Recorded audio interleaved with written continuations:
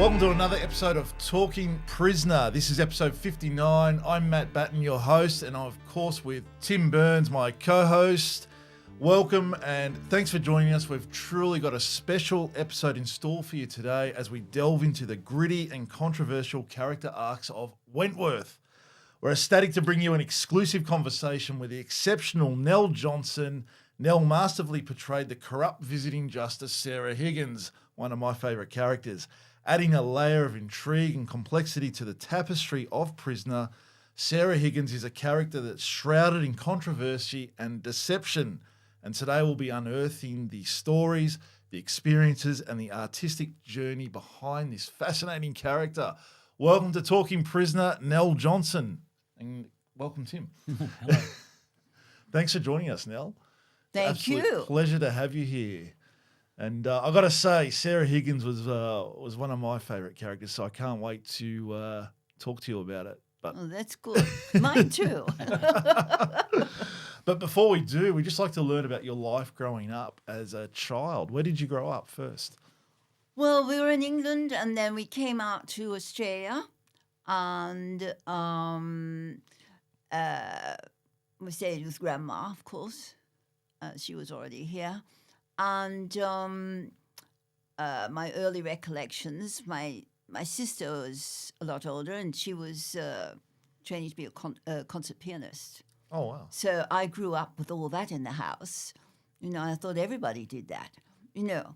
And, I was quite fascinated with it. So, you know, I knew Beethoven, you know, Chopin, all those people very young, you know, so listening to that work.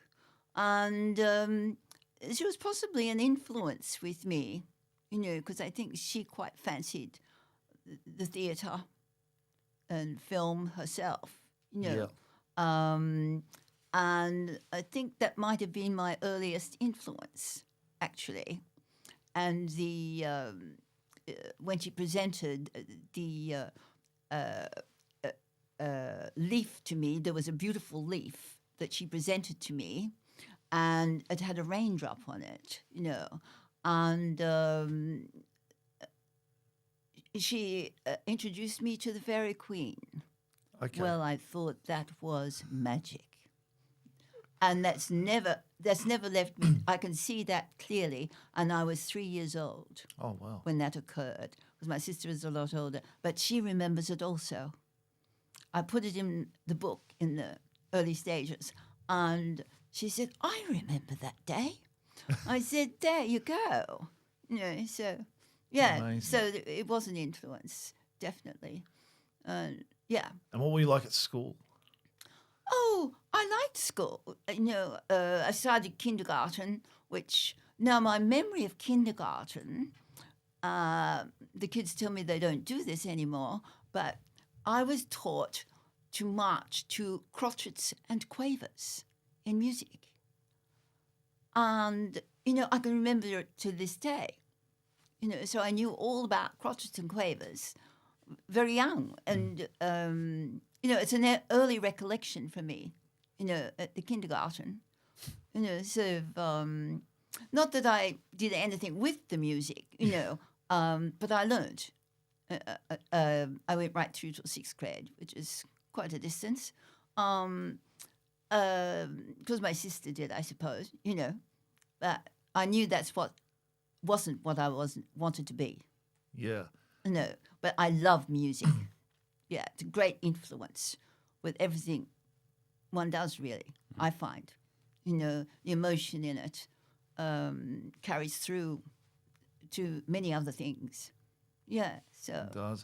Yeah. Now, on the way here, we're having a chat, and you mentioned that your father wanted you to be a lawyer. He was keen. University was his main goal. But yes, the lawyer was definitely one of them. I could see what he was saying. I mean, he's correct, because I'm a great believer in education. I don't think you ever stop learning. Not ever. Yeah.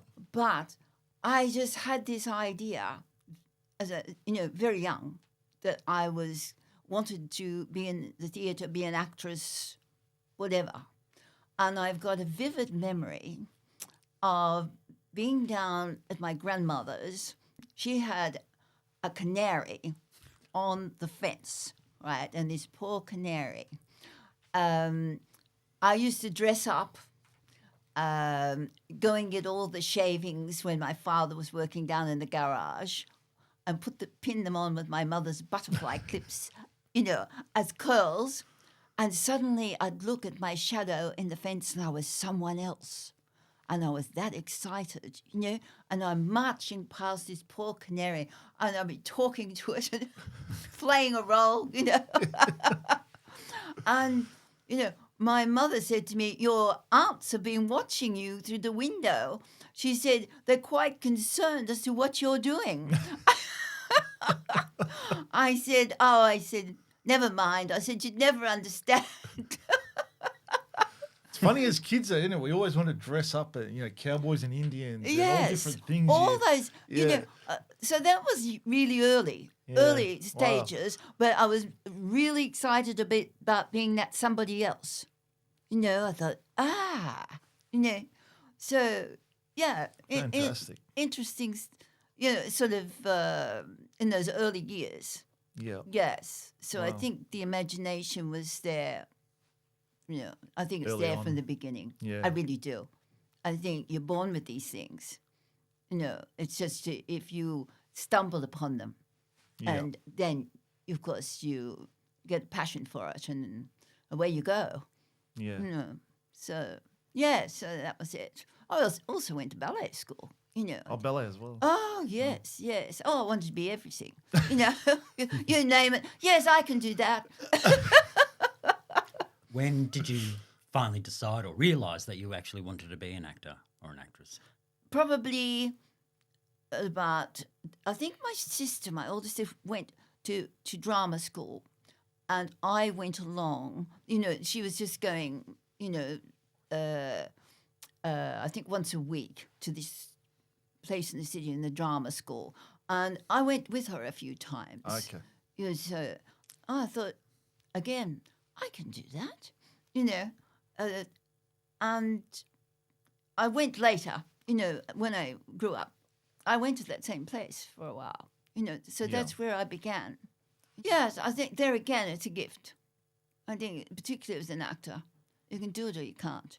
You know what I mean? It's something you've got a gift. It's born. No. Well, I'd like to ask you and Tim actually this question. So, do you believe you're born with it, or you can learn it? You learn it as well, but it's got to be there. I think so. But I think it's a gift, an artistic gift that you've been blessed with, really. That's how I've looked at it. No. And then my father, now he used to read me a story every night while I was growing up, from very young. And I think that was a big influence too. He was a brilliant man, a mathematician, science, brilliant with science, but he also had the artistic, beautiful sketch artist, very fine writer,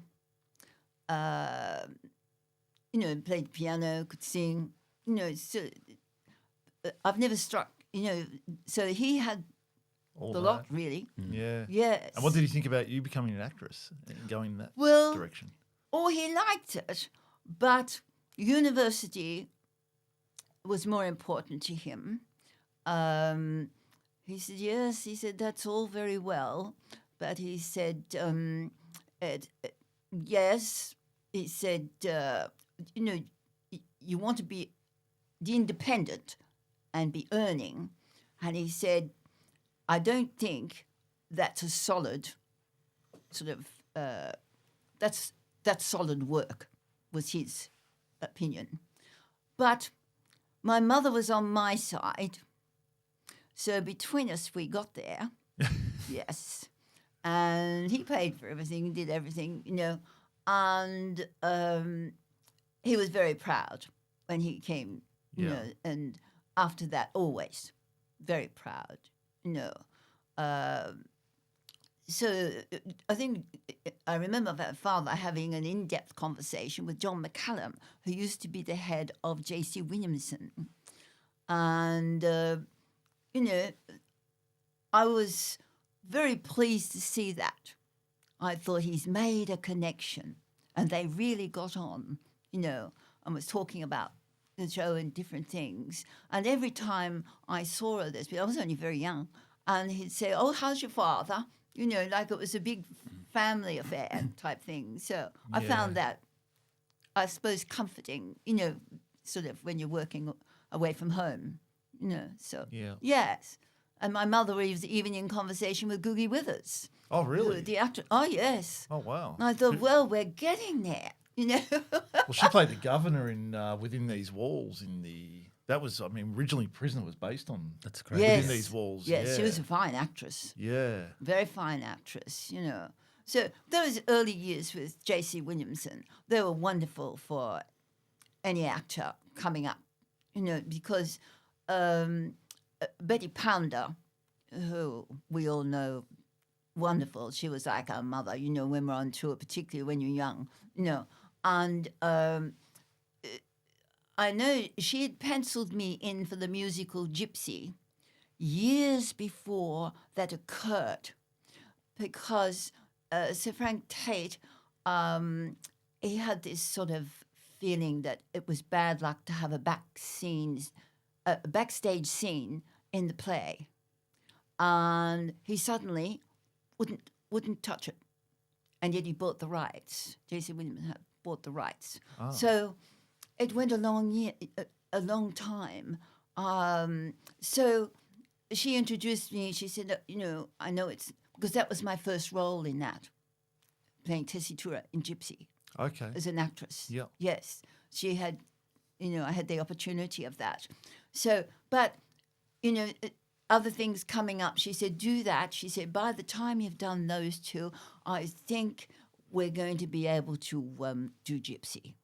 So she looked after me in that way, Yes. And it stopped my father saying, see, I told you there'd be no work. Yes. Wow. So it was, so she was a good lady. Yeah. Yeah, a lot of people very fond of her. Even I think there's somebody got a club that anyone who worked for J.C. Williamson can join. Oh, really? Yes. Wow. Yeah. Oh, it was an era, very, sort of it did a tremendous amount of work and developed a lot of very talented people. So, yeah, so it was good. Amazing. Was that one of your first jobs after you left school? Which one? With J.C. Williamson. Oh, yes. It was. I'd actually done a tour before that at 15 with the touring, not the ballet company, the Australian Ballet Company itself, but the touring company of the Australian Ballet Company. It was a great actor, dancer, Paul Gwynmas, I think his name was, Dutch. They were with the Australian Ballet Company, and they did a branch away from it. And I did get that. They came and auditioned at my ballet school. And that would have been my first professional work there. And we toured New South Wales and Victoria and all those, yes. All those, Stacey. Did you enjoy ballet? Oh, yes. Yeah. I loved it. I really got too tall. I was tall, but I had more of a desire to be an actress. Of course, you get a chance to do that. If you're doing Giselle or one of those ballets, they're lovely roles as well, Yes, I did enjoy it, very much so. But then, I got my role and, sort of there I was on that journey. Yeah. Yes, I didn't really want to do... You have a very short lifespan as a ballerina, and... it takes a toll on the body, doesn't it? Well, I don't think it's just that.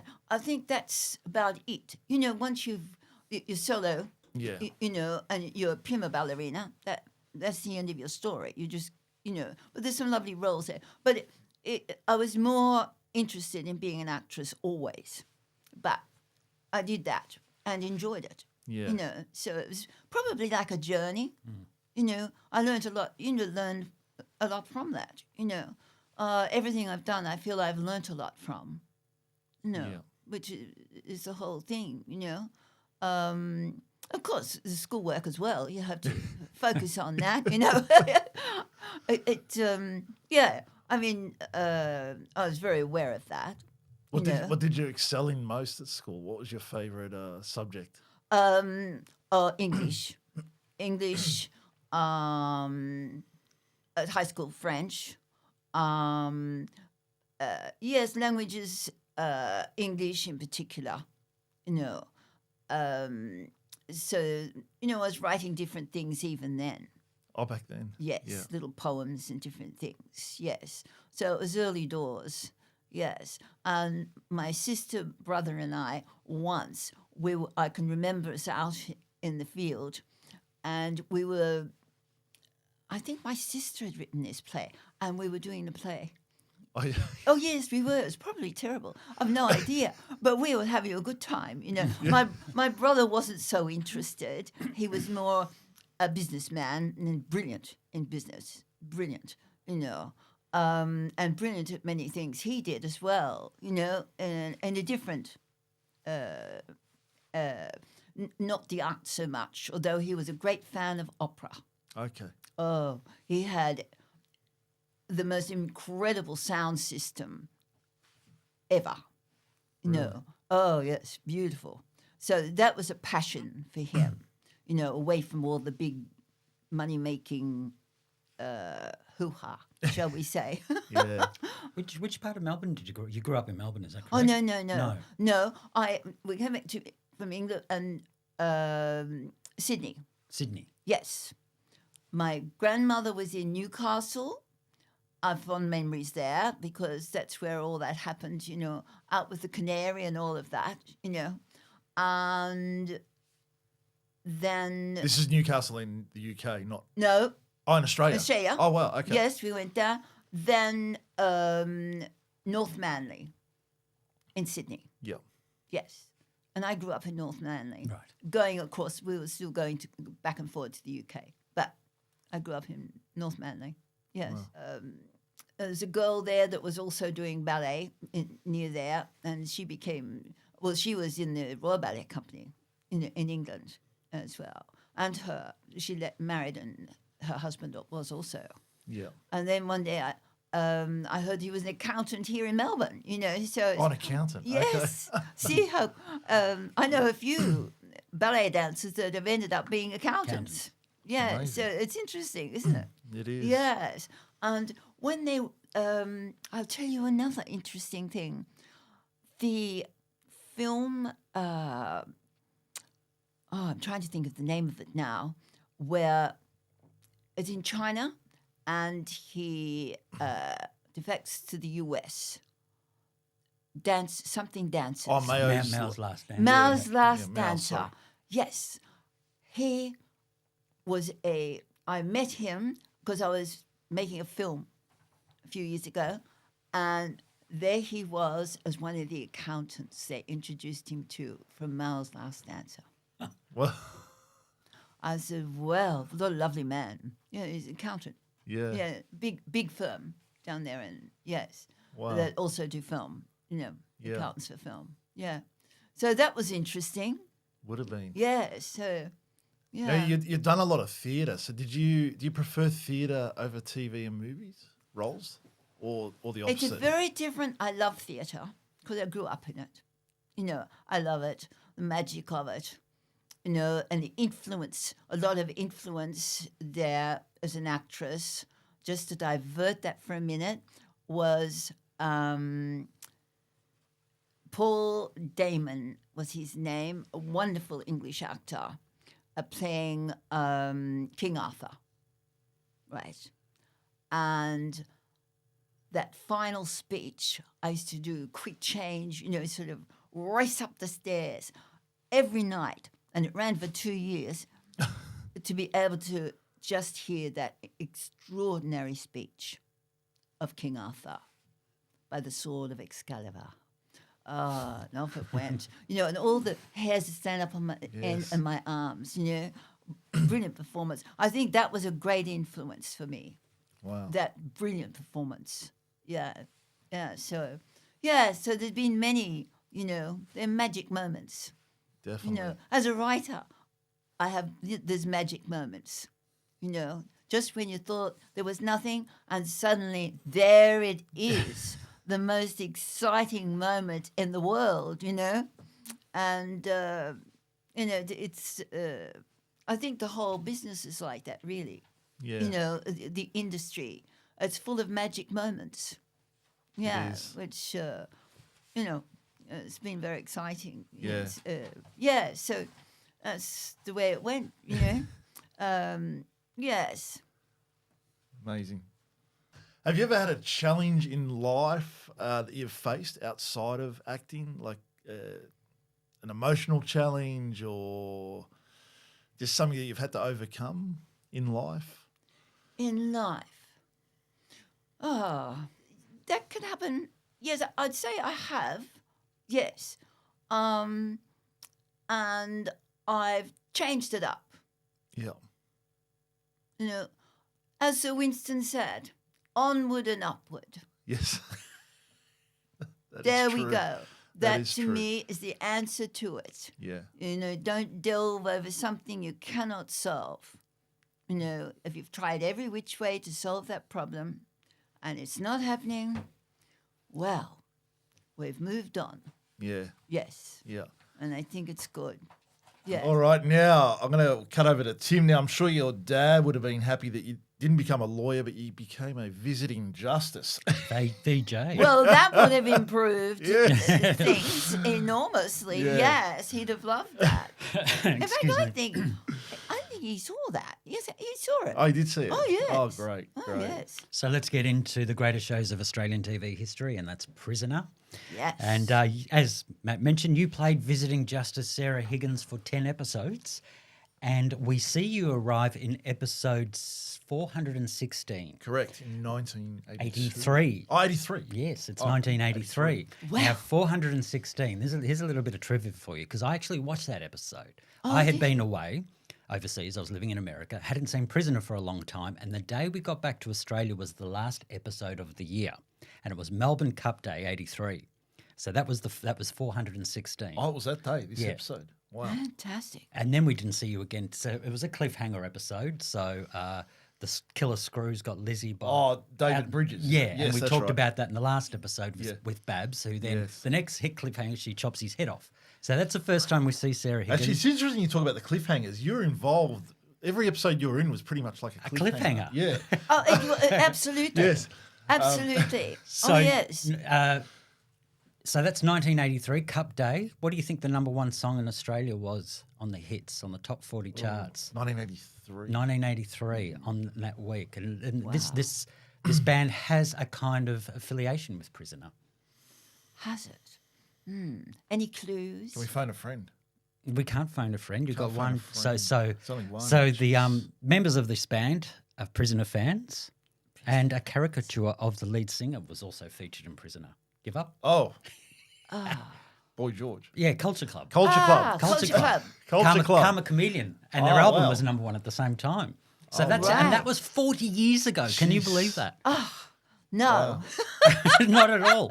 Time's flown. Actually, one thing I noticed on that episode, which I went back and watched, was you credited you as Miss Higgins, MISS, which is something you don't really see anymore. don't is see it You don't now. see a Miss. No. It was Miss Higgins. Oh, yes. You know, Yes. There's no Nell Johnson. name probably in that first episode. She was just referred to by the governor as Miss Higgins, perhaps. Higgins. That's. I think so. Yeah, I think so- so. Oh yes. Yes, she was. Yes. Wow. Yes, it was an interesting character to play. Yes, it was. And that episode was written by Coral Druin as well. Oh, it's very good. Yeah. Oh, wonderful. Yes. And Yeah. how did you get the role of Sarah Higgins? Well, they actually called. I'm trying to think. my agent just called me. And they said,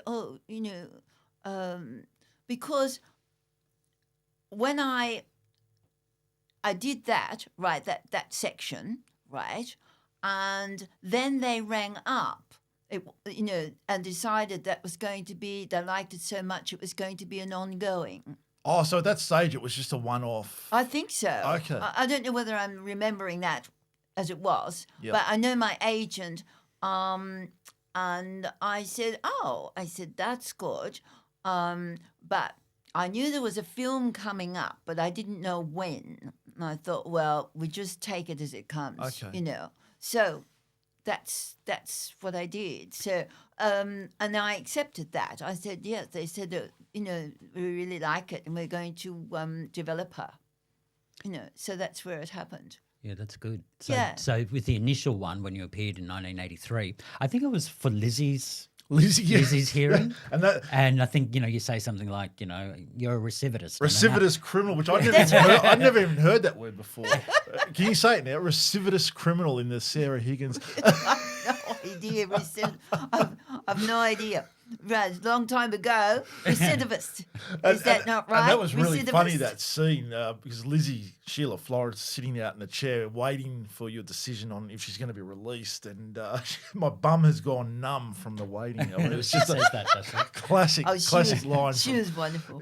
Yes. I think, you say something like, Sarah Higgins says something like, and isn't because of your incarceration that your alcoholism has saved your life, or something like that, to the point. So, did you audition for Grundy's prior to that? No. They just offered. No, it to they've seen my, knew your work. Yes, and Ian Smith, writer, yes, etc. Yes, I've known for a long time. He was in the first musical I did with J.C. Williamson. Yes, he was in that musical. Oh, so you knew him back then? Oh yes. Wow. Yes, he was in the musical. Yes. And I was telling you that story last night about how he actually got the part of Mr. Douglas in Prisoner. The actual actor didn't turn up for the day. As Douglas? For Douglas, yeah. There was actually another actor, because Ian was working, obviously, writing and producing on the show. I thought it was when he suddenly stepped in to play Pixie Mason's father. No, well, I did ask him about that, but in the interview he said... Because why would they get him to do that when he was so obvious, Ted Douglas? Yeah, well, the day that they had Ted Douglas, the actor that was coming in didn't turn up, so they go, well, Ian, you're up then. That was it. That's odd, because it seems so tailored to him, like he's perfect in that role. And why not? The way he went. Definitely. Yeah, fantastic. Yes. So no audition. That's great. No. Just got the part. Yeah. Yes. Well, and as I said, they contacted my agent again and said we're going to develop that part. Now, one thing I'll bring up, and we spoke about it. I mean, I was asking you 1,000 questions when I was driving you to the Airbnb last night. Yeah. Was you mentioned something about the hair.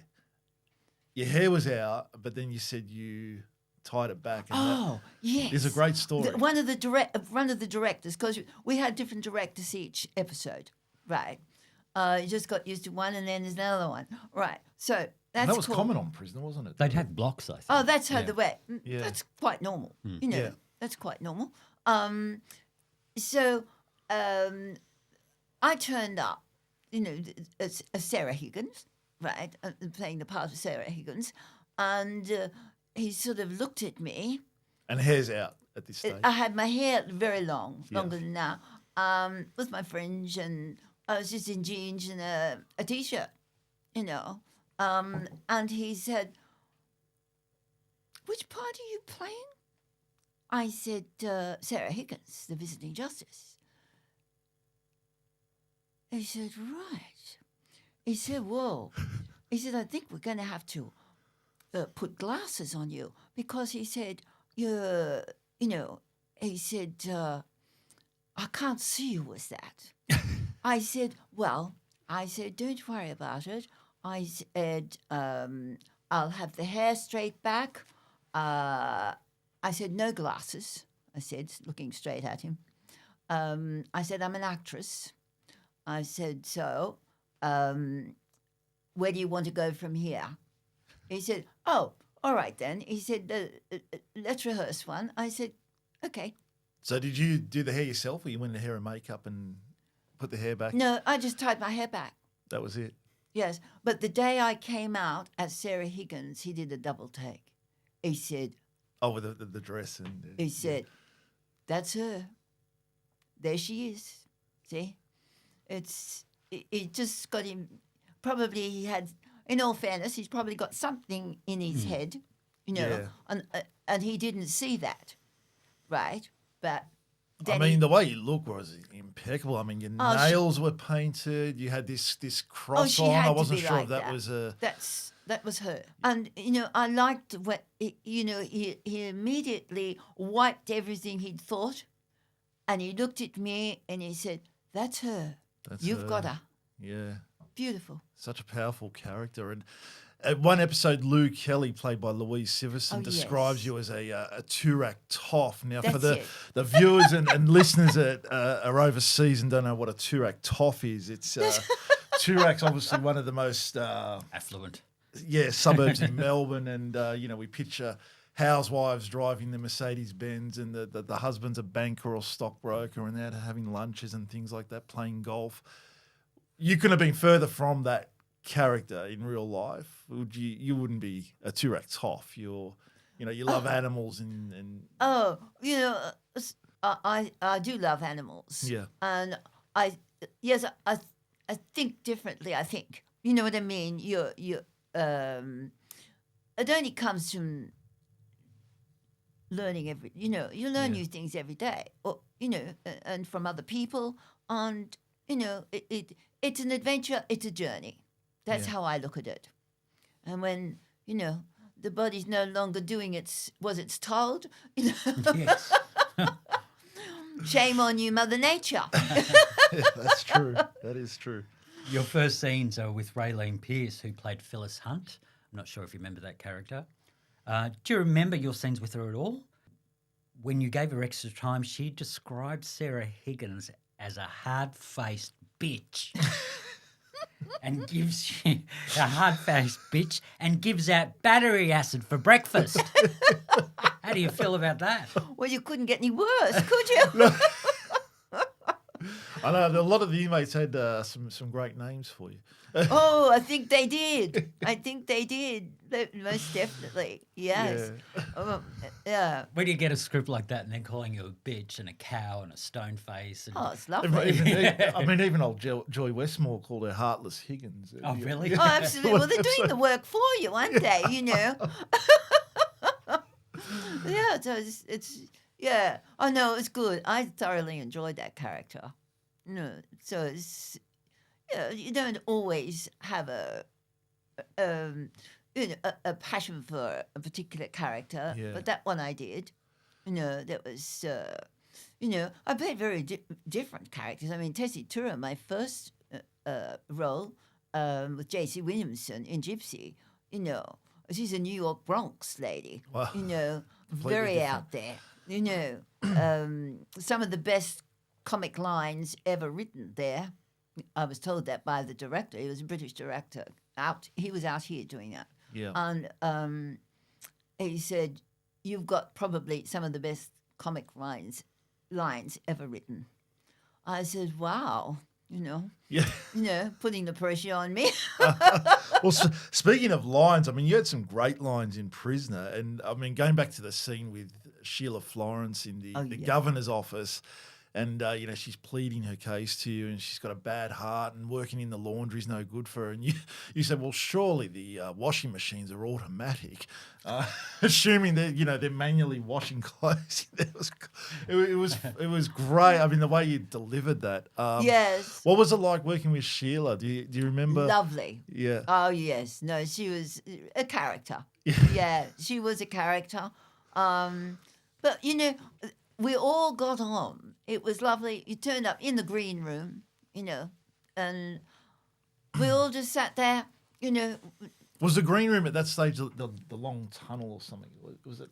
No, at that stage, it was just a big square room. Okay. Yes, not far away from the set, So you waited there, they'll come and get you, Yeah. And that's the morning where they changed. They added 4 pages of dialogue for us. For you and Gerda. Gerda, Right. yes. On the day. 1 hour before. Oh, so you've learnt your lines for a script, yes. and then you've come Overnight. in and they've Overnight. they've changed the whole. Yeah, four, and they handed the 4 pages. I said, now? Yes, now. I said, oh, right. Okay. And I looked at Gerda, and she was not a happy person. I said, rightio, let's go. Right. So we went away studying, sort of, panic. Going over the lines. Yes, we had 1 hour to get that down. Well, erase the first lot that you've already learned. Do you remember what the first lot was? Or that's too long ago? Not now, Yeah. too long ago. Yeah. Yes. I think I dismissed it forever, but we got it. We got there. Got it. Yeah. It was done, and we never thought another thing about it once it's over. But it is nerve-wracking. It needn't be you. It can be the other person that drives, and then and it'll start the ball rolling. Yeah. Sometimes that can happen. Yeah. But the beauty of film is you can do it again, but not always, because it's costly. Yeah. Of course, you do have that in mind if anything dramatic happened, but it's still, I mean, even in those days when I was doing, it was 500, at least $500,000 a day, Yeah. maybe more, So one hiccup, Costly. and You've got about 15 minutes to do a scene in a show like Prisoner. There's a scene, maybe 3 pages. You've got 15 minutes to step in the set, do it, and then get out, and then that's it. So really, like, fluff ups. You can't really, do, yeah. well, you can, but it's really costly, and it takes it's up costly, time, and it's scheduling. not. Yeah. It's just not done. You know what I mean? Yeah. It's not. Yes. I've only seen it a couple of times. Big actors can actually, like James Coburn could call the shots there, and it's expensive, but just keep the camera rolling. Keep it going. Yeah. And I'll fix that in the editing room. But it's he's a beautiful actor, beautiful. But I've only seen that happen. I saw it happen twice. It was a huge speech, huge. Yeah. And he did it beautifully. Yeah. But it was yes, that's how they'd obviously talked that through with the director, Yeah. which was Philippe Mora, and that very Right. fine director. Oh, that's the Leonsky film. Is that the one? yes, Yeah. yes. What was Yes. it called? About the Yes, murders. it was. Yeah. It was going to be a different name. Death of No. a Soldier, I think it's It called is, now. yes. Yeah. That was changed by America. Yeah. They were worried that it would be, they'd think it was a Polish film, which it was, But that's why they changed it to Death of a Soldier. The Leonsky incident. That's right. A That was, better name, actually. yeah. for That's what it was called originally when it was being filmed. It's also got Murray Fields and Belinda Davy Yes. Oh wow. are in it. And it's Yes. about the murder. It was when it was set in the 40s during World War II, and That's Leonsky right. had murdered some girls Oh, yes. here in Melbourne. He kept. in Melbourne. Yeah, Yes, he was a it's a true US. story. It's a true story. True Yeah. I haven't story. seen it. My mum remembered it when it actually yes. happened. True story. In the 40s. Wow. And, the up in Queensland, there was a lot of animosity apparently in that time with the American and Australian soldiers. The American soldiers out here were taking all the girls, one of those type things. Yeah. And it built to the stage. This is a true story. They actually opened fire on each other at a railway station in Queensland.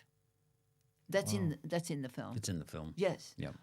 That was actually it occurred. Wow. Amazing. I haven't seen it for a very long time. It's quite Oh, a it's good a long, film. Yeah. long time ago. Yeah. Yes. But, when it was released, it was called Death of a Soldier. And Coburn and another actor, Reb Brown, Red Brown plays yes. Leonsky, and He played very well. Yeah, he was good, considering his film before that was a film called You're Hunter. You're the Hunter. You know, that Village Roadshow. I haven't Conan seen the that. Barbarian Oh, kind that of. type, yeah. Yeah, like Was he was it? a muscular guy. He was like, it's like a Oh, Conan yes, film. he is. Yeah, he's You're the Hunter Oh, originally. wow. But Okay. he got an AFI nomination for Best Actor for that.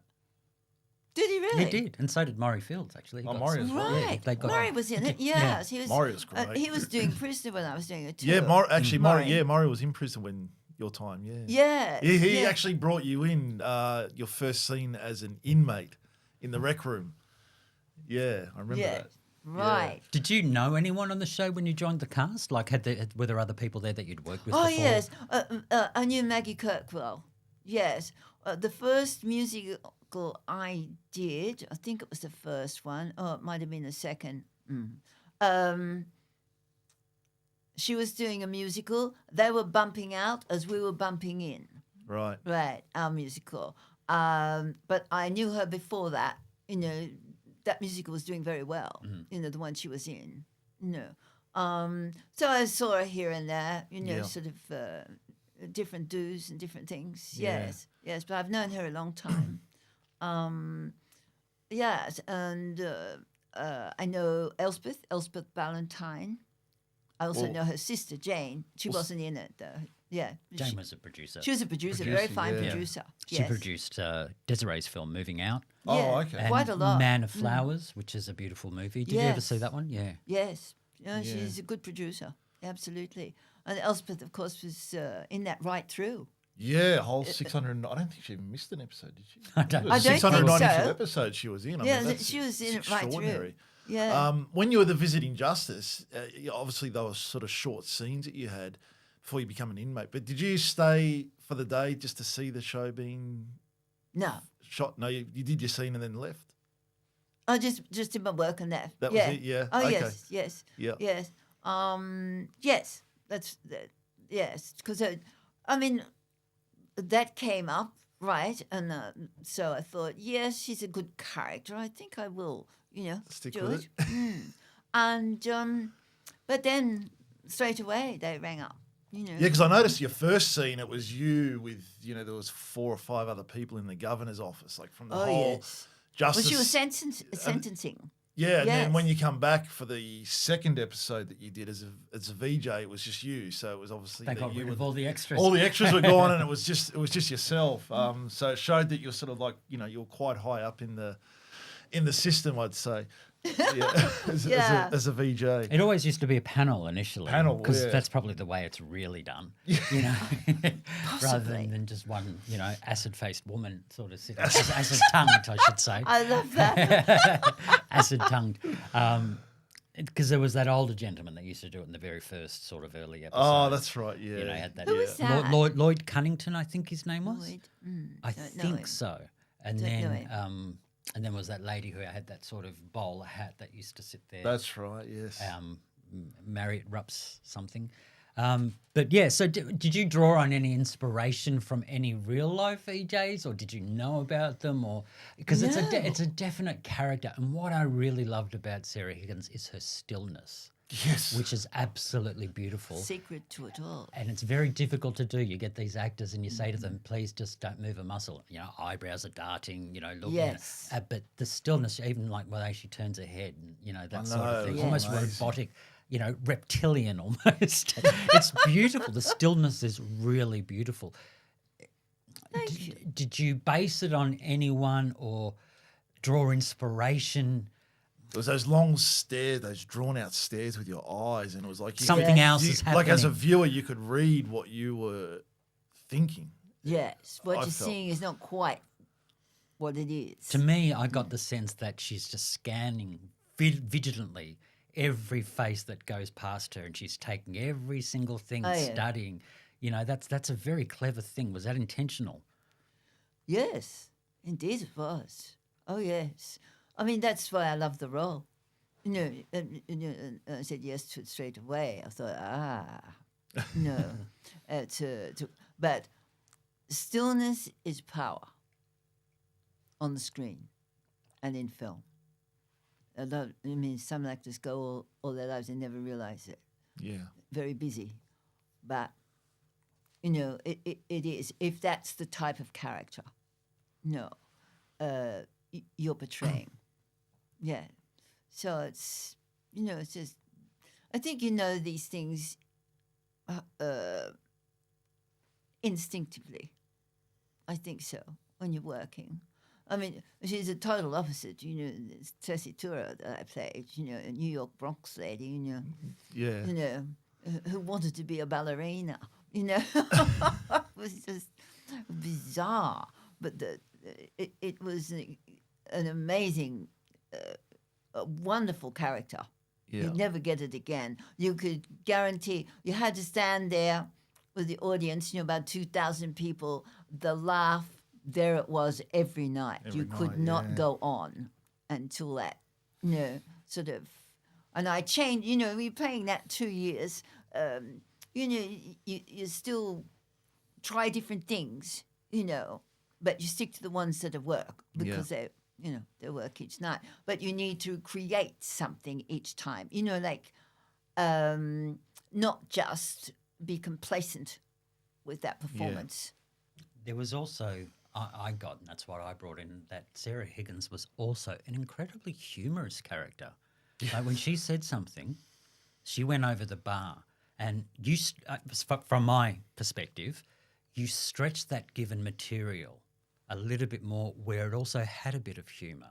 You know, like, you know, talking about what's your answer to rehabilitation? And then Sarah Higgins turns around and says sterilisation. Oh, the scene with, with Elsbeth. Like, I mean, that is so cruel and barbaric and just so brutal, but delivered with that kind of mixture of almost comedy. You know, like there's this black comedy to it that you just cannot help but laugh at, like at that. You know, like kind of thing. She was. How was that embellished? Like, did you find the line funny and sort of delivered it to be as brutal as what it was? Because it is it is very dark humour. Because it was interesting because obviously Elsbeth's character Meg, which we knew right from the start, was that, you know, her born mum, in a prison. She was born in a prison, which you obviously wouldn't know. So you're telling someone who's done well in their life that become a prison officer, Right. who shouldn't be here, you know, sterilisation. That's so brutal. It's brilliant. Well, sorry, it is, but it's a fact in a way. You know, it's. I had a doctor here in Melbourne. I used to go and see him, you know, here and there, and every time I went there, I thought, oh, he's going to say it again. He's going to say it again, and he did. Too many people on the planet, Nell. I said, well, you're a doctor. Do something. You know? You didn't say sterilisation, so did you? That's all I said. Do something. Castration. I was being kind. There was a scene with you in the governor's office with Bobby Mitchell, and Anne come up to you and said, oh, you know, she walked into the office and you're pouring a tea, and you're all your character was really friendly at that time, which was rare. And you told Anne to sit down, and Anne's sort of looking all shocked. Why is she pouring me a tea? Incredibly uncharacteristic. Yeah, it wasn't Sarah Higgins. And so she sits down and Anne said, you know, could you try and go easy on young Bobby Mitchell? And Sarah goes, oh, yes, of course. They need encouragement. And Anne's just like, what's going on? And then you say, you know, I'm happy to do you a favour because I might need a favour one day myself. So did you know at that time that Sarah was going to jail when you came back to prisoner by saying that in that scene, that you may need a favour yourself one day? Or that was just a coincidence that line was in there? Well, in reality for her, she would have recognised that was a possibility. Okay. Yeah, for what she had done. Yep. Yes. Okay. Sorry, go back to aware. Yeah. She was aware. Okay. I think so. Yeah. One of the greatest missed opportunities, I believe, was killing off, sorry for the spoilers, but killing off the character of Sarah Higgins. I think that they should have taken that opportunity and kept her in there for longer. Definitely. Because it was certainly a character that had that scope to kind of start battling out with the top dog, to divide sides because she was intelligent. and killing her off by someone, like very quickly. The scenes were too quick. Yeah. Do you know what I mean? It had It the was. scope to continue, but it was one of the greatest missed opportunities. Yeah, I agree. Was it your decision not to do more episodes? Was it just the It writers were was. just foolishly It- cut her out? It was only because I got a film and I wanted to work with James Coburn. I thought it was a great opportunity. I love film myself, right? And, I was, that's in a nutshell what that was. And I asked, my agent, I said, I want to do that. She said, rightio. She said, well, we're going to have to do something, right? So I left that to her Oh, okay. to put that forward and see what we could do. It was too long for them to wait. The character, they wanted it, So if the film didn't come up, would they have kept your character in? Do you Yes. know? Yes. Oh, It they was, would yes, it was continuing. Oh, okay. Yes. So it was a big decision, really, because, Because the show at that time was oh, really it was wonderful. popular. Yeah, Wonderful. But, sometimes we make these decisions, purely on passion. I have a passion for film, and I really wanted to do it, and it was an opportunity. To do. So rightly or wrongly, you have to go with, what you feel is right, maybe for long term. Yeah. I'm talking about developing, developing your work and developing, that's all it was. Yes, it was. Otherwise, I would have gone on. Yes, no trouble Could in have the world. seen it as a top dog. Well, I definitely. think, look, I certainly wouldn't have killed, had her throat slashed for her. I would have just put her in solitary for a bit, make the movie, come back. Because it's Put a her great. in solitary. Or was that an Yeah. option as well to go make I the have movie no and then bring you idea back? because No, I no, left it to no. my Agent, agent, which yeah. is the right thing to do. Yeah. Well, the murder was a bit rushed from what I can see. Suddenly there's this kangaroo yes. court, and then, next she's thing you know, gone. she's gone. And Yeah. just like, it cheapens things when characters just suddenly get killed Yes. off. I Especially, think especially such a rich character as Yeah. well. I mean, it was. And Yeah. like when you do that, it's like, oh, what are we going to do with it? Oh, well, let's just, and then it's over. And apparently her slight was threshed. Okay, next, what's the next storyline? Well, it And did look a bit happens- like that. It's a bit like that. Yes. And when you've invested time in a character as an audience viewer, a member, Yes. you've invested time. We've watched this character develop over the last 12 months, and then she's just gone like that. It's And it like, was know. when we made the announcement on the Talking Prisoner Facebook page. I mean, there was so many questions for you, but the common one was the character was just killed off too early. Oh, There really? was, yeah, there was so Right. many people that said the same thing. It was Right. a waste of a character. What they did Because they've invested time. yeah. And Yeah. Oh, to, of to do that to course, your and they've audience got- is pretty. It's a bit nasty. Yes. Well, I never thought of that at the time. You know what I Of mean? course, Because it wasn't like this was a new thing. This was going to be for some time, this movie. And it was, I think it was held up 3 times. Right. You see. Yeah. So it's the timing of the things, which I would have loved to be able to just do both and Both of them. continue working. But I left it to the agent.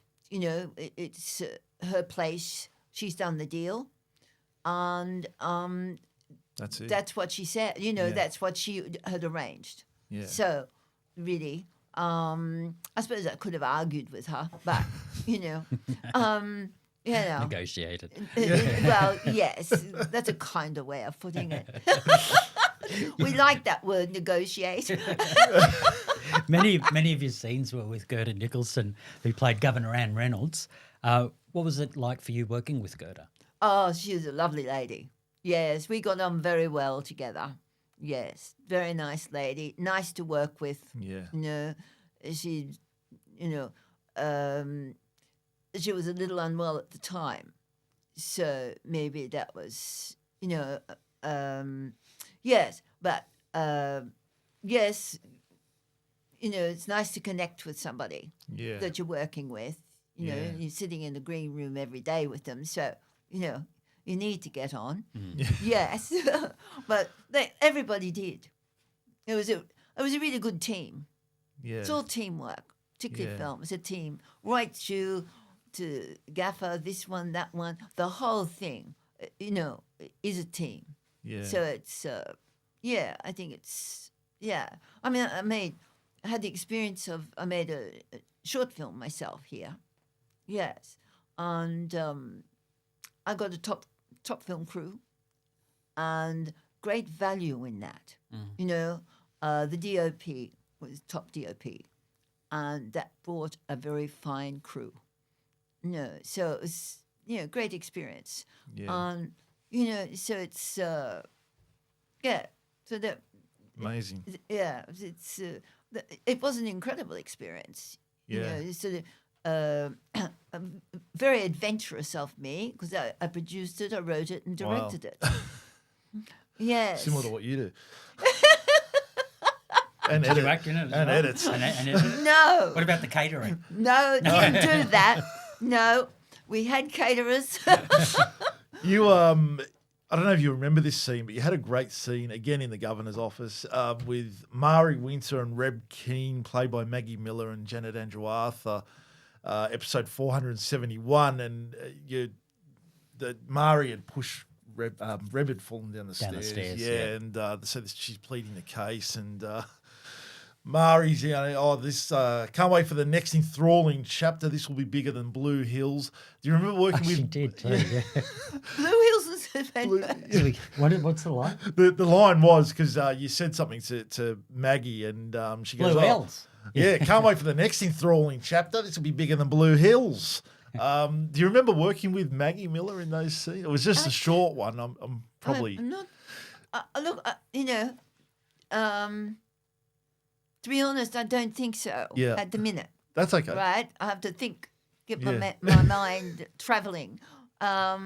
Do you know what Blue Hills is? No, that was my next. It was question. Australia's first radio Yes, soap opera. That's it. Oh, it was a soap So opera. it was a soapy, yes. but it wasn't on TV because we didn't have TV yet. It was on the radio, and it went for Yes. like 40 years or something. that right? God, Yeah. yes. Yeah. Oh, yes. The radio yes, plays, wow. Blue Hills was amazing. Not that I that's ever what she heard meant. it or whatever, Okay. but yes. So yes, you're right.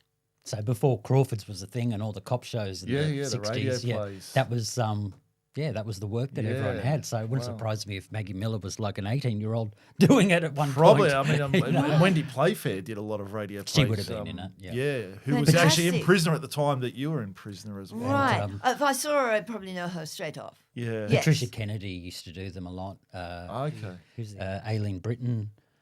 So they were all, I don't know if you know those actresses. Radio, Yeah, you're saying yeah. radio. Yes, it was a big thing. Fantastic. And that was actually one of the punishments, actually, in real prisons in Australia back in the 60s, was that the officers would take the radios off the inmates so they couldn't listen to the, this. listen to the radio Yes. plays. That was their punishment. Would have been terrible for them because there's nothing else. Nothing else to do. God, amazing. There you go. Oh, that's Yeah. amazing. Blue Hills, yes, it was huge. Wow. Learned something Huge, every wasn't day. it? I don't know why I certainly wasn't around then. It's just part No, of but my- it was known. I mean, Well, they 12 actually still years play, ago. right? There's a station I listen to late at night in Melbourne. They actually do play some radio plays still. It's really Do they it's really? fascinating. Yeah, it's Amazing.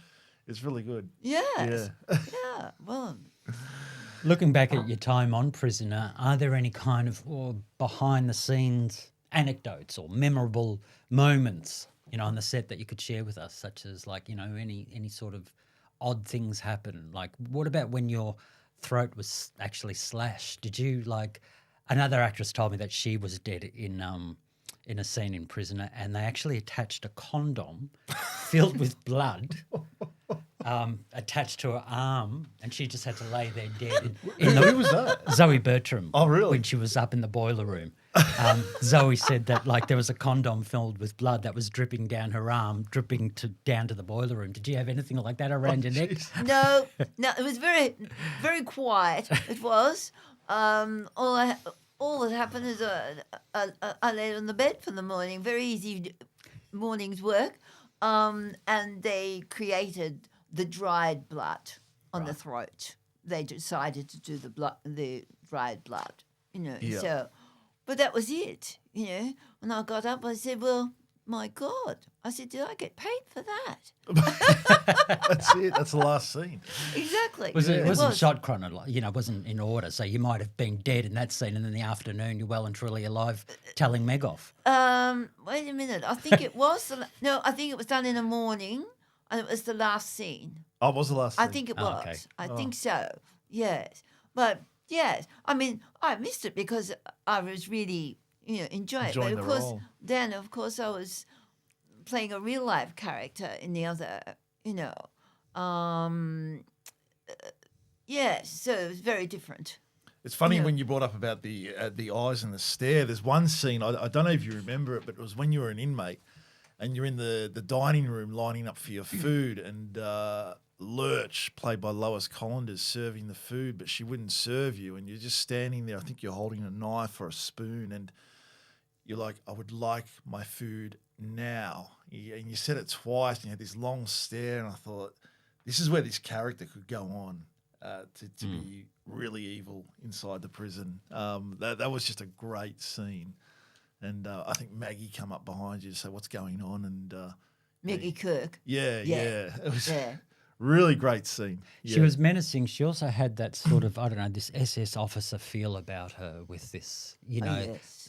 You'd expect her to be in one of those, Fassbinder films, those. Yes.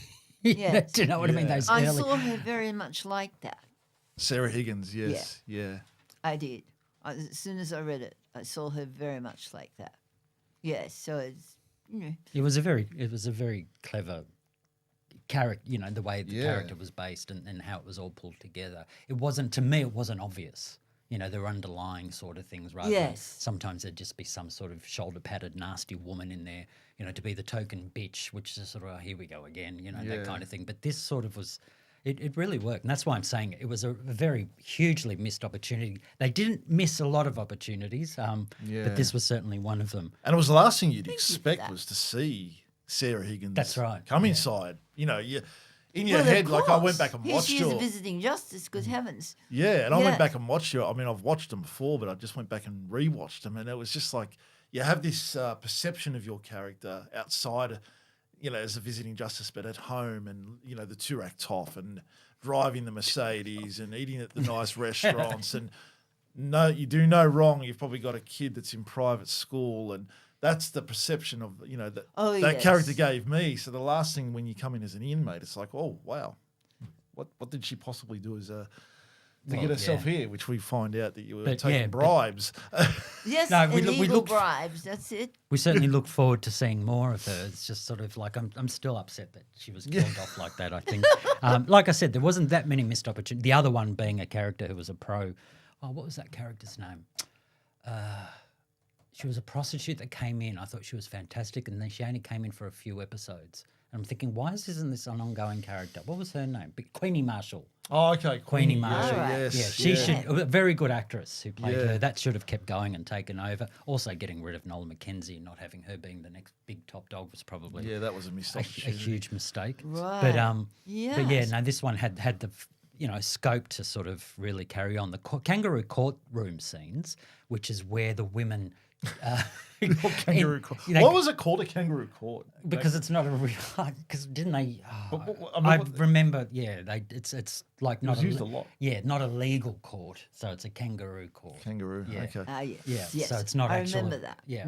Yeah. So that Yeah. I mean that they had done that previously with the Olivia Hamnet character. That's right. Yes. And they sort of repeated the storyline with Sarah Higgins.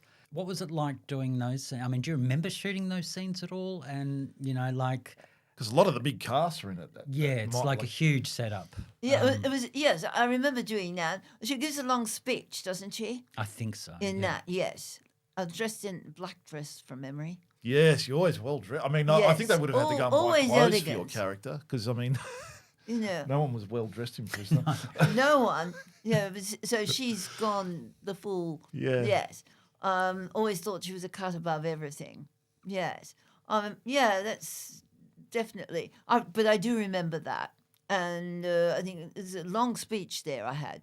Yeah. Very long speech there. Yeah. Yes, I do remember it well. Yeah, so. Great. Yeah, Yes, so it was good. all the prisoners, I think it's Myra the judge or something. Myra's the judge. Yeah. And I think All I remember, she gets up, she goes, memory's a bit hazy. Over here sits the judge, here's the prosecutor and all that. I think Pixie was the She's the, case the defence. lawyer, and Reb Keane was the Hangman. prosecution. Or Who was the hangman? So I mean, if you had a long speech, how do you prepare for that? Do you just ready to sort of like knock off and go? Do you have a process of getting into character, or as soon as they call action, you just drop in? Straight in. Great. Yeah. Yes, straight in. And yes, I mean, you've done all the preparation. The homework's been done. You know, you should be just ready to go. And of course, the adrenaline helps it work even better, you know, when it's for real. You know, camera's rolling, that's the time, you know, you must do it. So there's no ifs or buts about it anymore. And something just comes out of nowhere and suddenly you're there. Well, yes, it's who knows where that comes. You know what I mean? It's amazing, it's a fascinating thing, but you know, as long as you know the feel of the character, you know, and you know what you're going to do. You know, I mean, it's all been rehearsed. It's there, but then you have to add that magic. Yeah. You see, you've got so much. I think so much work's gone into it, and I felt straight away. I knew exactly how I was going to play her. Yeah. Straight away, no, and I learnt early doors that quiet and stillness is power on the screen. That is. Yeah. Yes. Doing nothing. Very hard for a lot of actors to do nothing. You know, they're very busy wanting to do something. So they should do nothing. Well, it's... Well, how do you act? Nothing. How do you explain it? Yeah. You know what I mean? It's a feel. So And it's a feeling. nothing's going here, but everything's going on the inside. And, Yes. You know, in here. Yes. So even though you're not moving a muscle in your face, No. your brain's still ticking over. Because I think, I personally think And that, your that eyes are listening saying is it. acting. Your you know. eyes will say it. You know, it doesn't... Yes, I mean, that with the film is just so important. You know, yes, I mean, you may be tempted to be more dramatic, or you know what I mean, but there's only really one right way to play it. You know, of that particular character. Yeah. Yes, yeah, I think that was judged okay. Yeah. You know, yes, they are powerful characters to portray, which is good. You know, same with writing. You know, you portraying the character, delving into that character. So it's fascinating medium, really. Yeah. It is fascinating. If you had stayed on, where would you have liked to seen Sarah Higgins go? Top dog, escape, killed off. I think she stays a power defending herself. You know, she's had a few enemies in there. Yeah. So Just a few. just a few, one or two or three or four, and she was her main thing would have been to survive, just to survive. You know, she had a lot against her, and the chances weren't good. Yeah. They were not good. So I think so. You know, it's, but it was great to play. Yeah. I really enjoyed it. You know, Prison was a great show. It was. It was a great show. Amazing. You know? You tackled a lot of real world issues that portrayed them through the characters. How did you feel about representing the darker side of law? I liked it. You know, it's interesting. You didn't know, feel sort of irresponsible a bit? No? No, well, you're playing a part, but you know, I suppose Well. in real life you can't do that. But you know, as an actress, you can. You know, I mean, you can break the law and get away with it. Yeah. As an actress. As an you know. actress. Yeah. She was a dark But- character, but like, would you prefer to play a dark character rather than the goody Miss Two Shoes that's in the prison? Oh, definitely. In that. Oh, Yes. yes. Definitely. Yes, a lot more to it. Yes. Yeah, yes, I think I was inspired by that character, actually. You know, like to play her that way. Yeah. If anyone had told me different, I'd have still played it that way. Because to me, there was the only character. one right way to play her, Yeah. from, you know, the way I saw it. Apparently, there's a scene, Matt's got this here in the notes. He had a great scene in the cell with Lou Kelly. Oh, yes. I don't know if you remember her. Yes, I do remember She her. walks in, she has a go at you about the extra time that the VJ gave Dave Kelly on her sentence, and then Sarah Higgins turns around with a kettle filled with hot water. That's it. Yeah. Great scene. I know. Great I'll scene. scold you. Yeah. and again, it was like, here we go. This is like this She's character's- vicious. She knows she's menacing. Oh, there's a lot more to her than I think they ever saw. You know what I mean? Yes. Yeah, well, even she was shocked as the inmate. So what? And yeah, I did see that scene, but the way she actually does it, it's like, I don't care if I maim you or not. Get out of my cell. It's not Exactly. like you get out, like you usually see. You know, Yeah. get out of here, Yes. I'll scold you. It's just like you're just sitting there holding the kettle. Yeah. And Kelly's going, shit, she's actually going. Yeah, she's gonna do it. Like, Yeah, better get always it in out. control. Yeah. She was always in control. So that was, you know, That was the. it was a very good role to play. No, amazing. And I'm just keeping an eye on time, but we do have some fan questions before we All right, wrap up. okay. If there's anything else you want to No, bring up. I want to know about your novels. So Yeah, Oh, which we'll right. get on to because we do have the book here. Darren Hembro from the UK, who's an ex-cop, said, of all things, when we posted this on the Talking Prisoner Facebook page, with Right. the fan questions, so they responded saying, "You are absolutely kidding me. Fantastic, fantastic. So looking forward to this. Your interviews are getting better and better. I wish the character was in the show for longer, added a great dynamic to it. In fact, the way Higgins had her hair was very kind to a sergeant I used to work under. I'd love to if Nell agreed with the I'd love to know if Nell agreed with the punishment fitting the crime or a lot more liberal. Only asking as I'm an ex-cop and often gave evidence to magistrates." Right, Long-winded question. Yeah. right. Now, what was that? Sorry. He was asking if you felt that the punishment was fitting to the crime or a lot more liberal, as Sarah Higgins, not as Nell. As Sarah Higgins. Yeah. whose punishment? Sarah Higgins. No. That Sarah Higgins was giving out. out. From what I can read from this, Punish, anyway. right. She was giving out the Yeah. punishment. Harsh. Yeah. Oh, yes. Harsh. Well, that was her, wasn't it? Yeah. I mean, she was, you know, not compassionate at all. Yeah. You know, yeah, she was a powerful lady in her way. You know, you wouldn't want to cross her. No. You know what I mean? Wouldn't have been a good idea. Yeah. No. Sarah Higgins or How I Feel, or is it how Well, I'm Sarah... assuming Sarah Higgins from the way I'm reading it, but I could be wrong. Right. How I feel is you always go with the law. You know, the law Yeah. will always tell you. Right. So Yeah. follow the law. Okay. You can't go wrong. But he obviously had different ideas, and he's a policeman.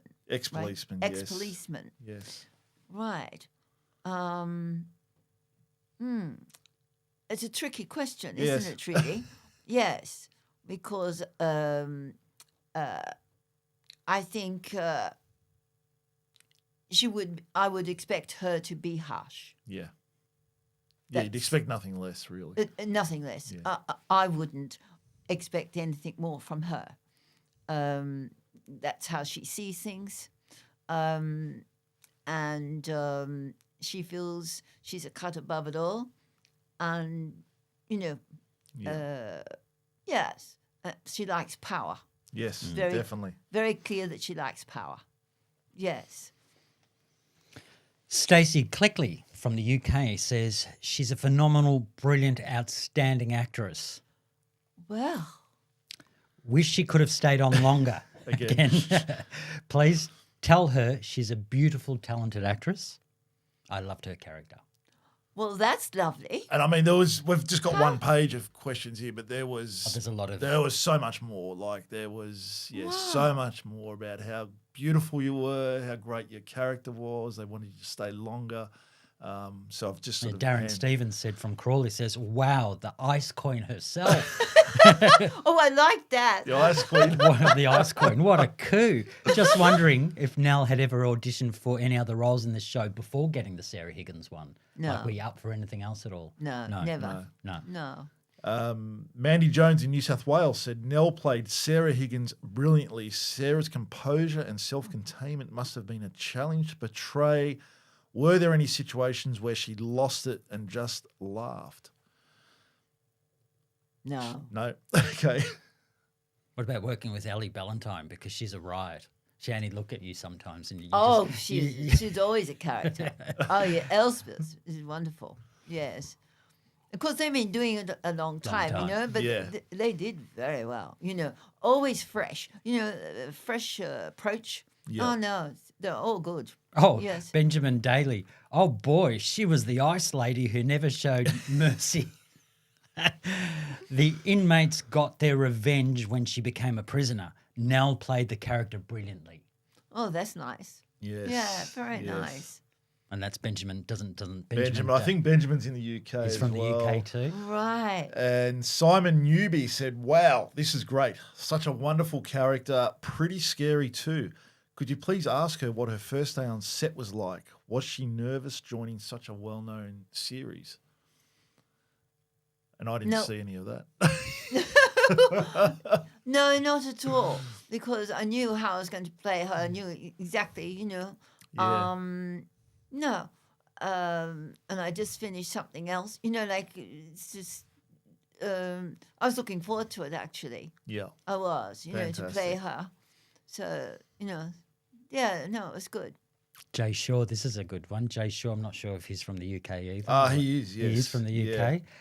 Looking forward to watching this episode. I remember seeing somewhere online a photo of Nell walking her pet sheep.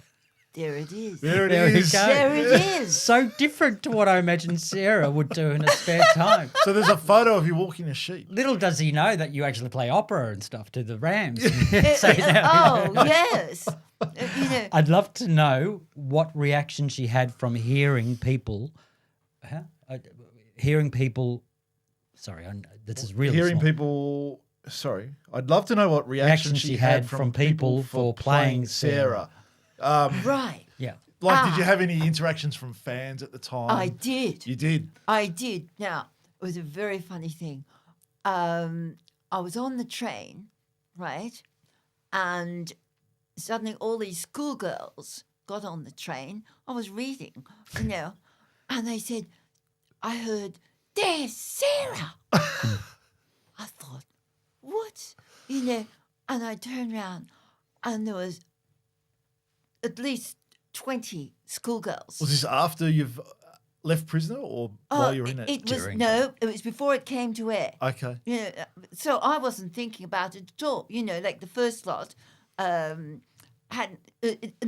had been on. Yeah. That's right. It had. But it was a couple of months ahead. It was a couple of months ahead, you see. And all these girls came, and I said, well, girls, I said, you're enjoying it, are you? And they said, oh, we love you. Oh, and they're all carrying, it was amazing. And then another time, I got off the train. I'm trying to think, it was a couple of stations away from Brighton. I can't remember, but I know I was going to Brighton, but I got off the train.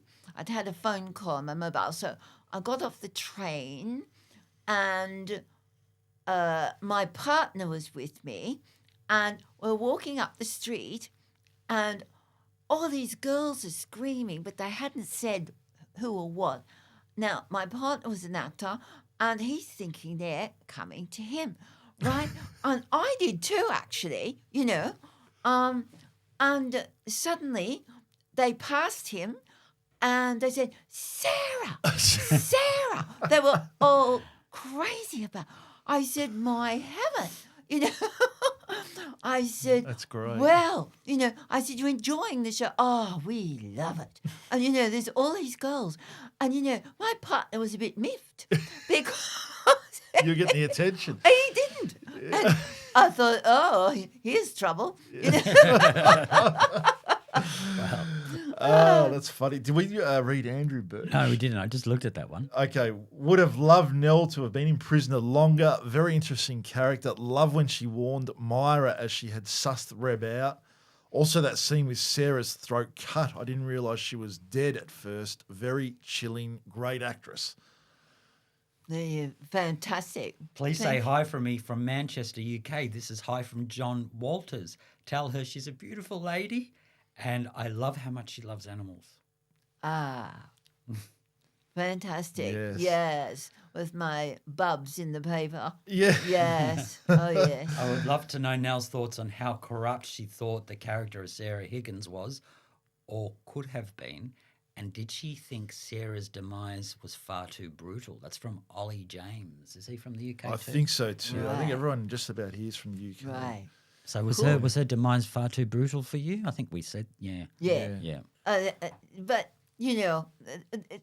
it's the way, I had asked the question. So, Yeah. you know what I mean? They knew what's what and had agreed. Yeah.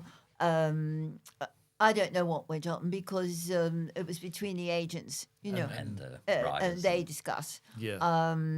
And my agent was possibly keen for me to do the film as well, Yeah. working with such a great actor. No. Fantastic. Just when you kill someone off, there's no opportunity to bring them back. She could have come back. Well, they bring him back as a twin sister or...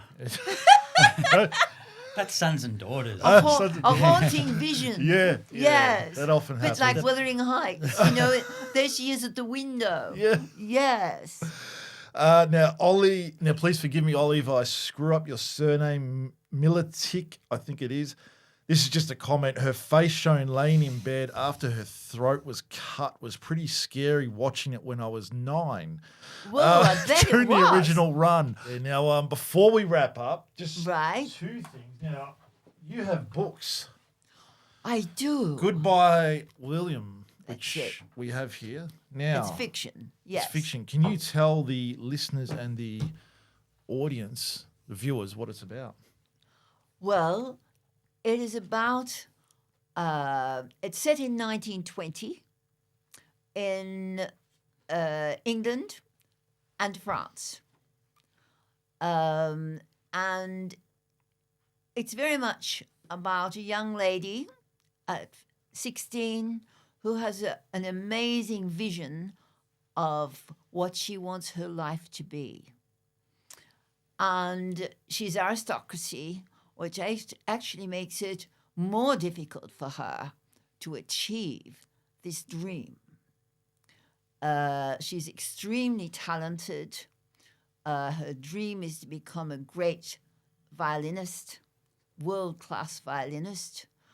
And her work, very dedicated, even at that age, and a very different thinker. Yep. She takes after her grandmother in a way, who shocked everybody, with her different ideas. And she does not discriminate at all. And she has a battle, particularly her mother, which the old ways. Very much the old ways. And women did not have any say whatsoever. And this she found appalling. So only her maid, of course, she discussed things like that with, never the family. so it's tragic in its way. She achieves her dreams after such a battle, but it is still tragic. Yeah. Um, Is yeah. this a second book or third book you've written? Published? This is the second. Second. Yes. And you're currently So- writing one now. Yes. And I'm probably about 3 weeks away from finishing that. Yes. Very different book. This is, I have a particular passion for this book because, she's got this, her dreams have always been to go to Paris, and my original idea when writing this was she never got there. It was her dream. She told everybody she was in Paris, but she never made it. But, you've even got your own bookmarks. oh, yes. I just noticed that. Yes. Oh, Wow. yes. Yes. That is very cool. Yes. So it is, but it is it's a beautiful story in its way, and the people that gather around her, most interesting. Her friends in France. She has these wonderful French friends. Pierre and Philippe. They're amazing. And she feels everybody should follow their. They have the great way of living, and yes, they live for their art, and that's Fantastic. her, interpretation of. And that's available to buy online. So we'll put a link up Okay. under Yes. this video on YouTube, so people all over the world can purchase this book. Fantastic. And I'm going to Yes, buy this book from you. I'm going to give you money for it today and get you to sign it, and we may auction it off on the Facebook page, and proceeds will go back to yourself. Signed copy of Goodbye William. Fantastic. And the third book, which should be out soon. Well, yes. Yes. It will be, I would say, end of October. Definitely finished. Yes. I was a bit adventurous before. I thought it was going to be the end of August. But it grew again. And it was, it added the power. It's a very powerful book in its way. Yes. Set, of course, different. That's 1920. This one's 1935. It's amongst the rumblings of the Second World War and early British intelligence. Wow. So going back to 1920, is there, can you research? Is there a lot of information on what things were like in the 20s and 30s? It's oh, yes. Yeah. Yes. I knew that it was pretty tough, but I didn't realize it was as tough for women. Oh, women, definitely. Young girls. A gentleman was chosen, not of their choice, of their parents' choice. Of course, it was all about money and keeping all that, sort of within the family estate, so to speak. And that was the main essence of it. So, it's it is a battle, and she sort of understands where her mother's coming from. It's more her mother and people like they just. It's not their fault.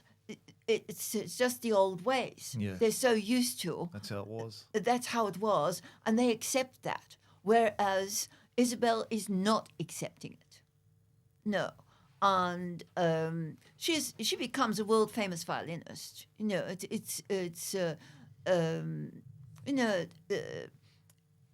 And it's her ideals.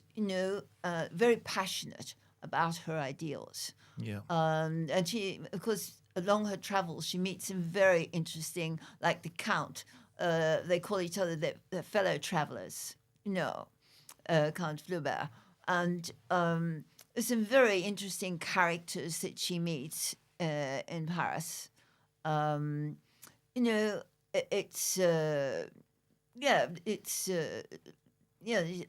of course, she eventually battles all those things. Yeah. She battles them, and she achieves those, but it is still tragic. And you Yeah. mentioned to my fiance last night the reason why this book is a bit bigger than normal. Oh, yes. It's really been created for online. Okay. The books. Like, it's wider and it's longer. Like, it can fit more text to the page. Yeah. Therefore, it keeps it as a size that for couriers and post. It'll just go in that great big post. Rather than Yes. So they can get the book. Yeah. Yes, they buy the book. And usually they have it in about 3 days. Oh, fantastic. Yeah. Now, how do you go about, like, as this is a period piece, Yes. how do you go about writing, because I'm just skimming through it, like the dialogue, and making it sound, clearly, none of us were around in 1922. No, or we whatever. weren't. We weren't. But how do you go about making the dialogue actually sound quite authentic for that time I've had period? some lovely comments on it's written as in the era. Yes, They that's what I feel mean, it's yeah. from the era. You've written the whole thing in that era down to, the dialogue, everything. And that's how I saw it. That's how I see that. And it just flowed, Yes, it was an interesting comment. And I've had some... it's only very well in England, and it's only just opened in France. Okay. Right. America. I had an interesting comment where in California they said they called it a masterpiece, Wow. which I thought, a masterpiece. Enchanting book readers all over the world. Couldn't get any better than that. You couldn't, could you? No. I sat there for an hour thinking about that. I thought, my heaven, because it's different. I mean, it's a different story, like to the norm. But it is absolutely in period. Yeah. I thought that was very important. And it's just how... So how did you ensure that the dialogue was of that age rather than sounding more modern age, I guess, is my question. It just flowed for me. Just flowed. It flowed with the character, with the character, the vision of the character and knowing the character, each one. And I just seemed to be able to do that. You know what I mean? It's and I was so thrilled, with it, and I loved doing it that way. So it's all true. It's just written in its era. Yeah. Yes, and it's been commented on. Good, great. Good Amazing. comments. Yeah. On that, and I thought, well, I did make the right choice with that. So yes, so they've it's. Fantastic. There is a hard copy out now of it as well. In America, there is. Hard copy, it's yeah. a lot more expensive, of course. But yes, I mean that's £9.99 in England, which is about $16-17. It's going to $28 now. It's gone to Okay. $28 now, so it's gone up. But about $24, if you Australian in the dollars, exchange. yeah. Yes. Fantastic. Yeah. So it's And also exclusive to Talking Prisoner, we had Alan Sutcliffe, who runs a prisoner magazine, but he designed these amazing fan cards, which have never been available before, and you have signed them. So we're going to put them up for sale, and all the proceeds go back to Nell from the sale of these fan cards. So we will have them up as well. They are And where fantastic. do they get them? Can I have a look? They will be on the talkingprisoner.com website. Oh, look at you. Look at those eyes. Look I at mean, that. how beautiful. Boring I mean, into some poor prisoner's head. Look at that. The punishment I'm going to... And that was one thing I did look at was you had a cross on. Was that Yes. something you wore all the time, or was that I for the? gave it to her. I mean, Okay. I put it on for that For character. that character. Yes. Wow, interesting. Yes. Made her even more A, evil. a, didn't it? a total opposite of what she really is. Yes. Well, that's the thing. I've always believed that the greatest evil come from those who think they are doing the best, but in You are fact, they're correct. doing, Oh, yes. Yeah. those little subtleties. I love that. Yeah, so just I just it's quite a nice cross actually. It was given to me as a gift, yeah, you know. yeah. And, I And that would have thought, been an yes, interesting thing to have you killed by was the cross. I mean, that would have been good. Yes, wouldn't be strong enough, would it? To do it? Not with with the her. I don't think so. No, but yeah. I mean, I never. Amazing. Oh yes, I did see the ending. You know, because it came a long time after. But Yeah. I did see it. You know, and I thought, well, yes, that was a very good, easy morning's work. You know, Laying in but bed. yes, that's all I had to do. So it was, and your last episode was the cliffhanger of the year. That was a Was it- cliffhanger. that was- yeah. No, it was in that episode. I think the cliffhanger of 84 was quick, they are getting Pixie or something crazy like that.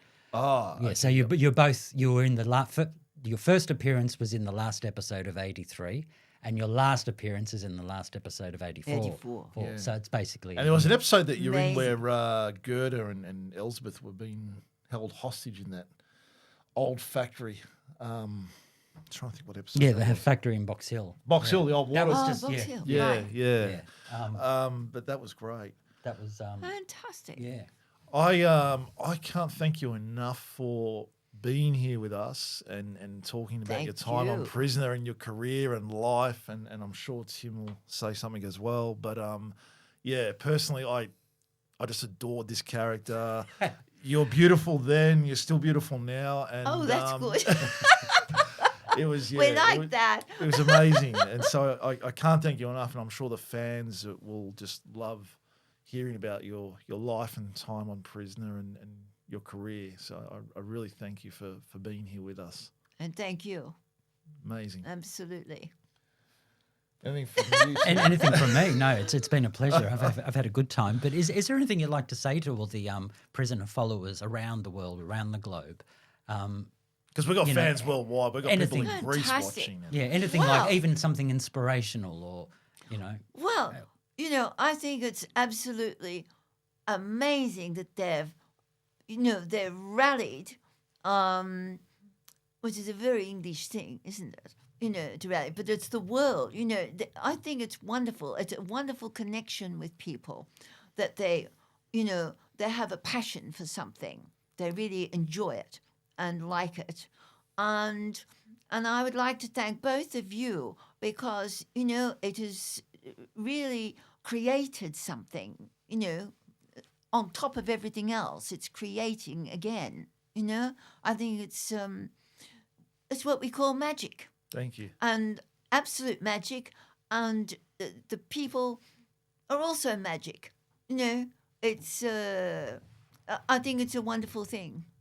I really do. Fantastic.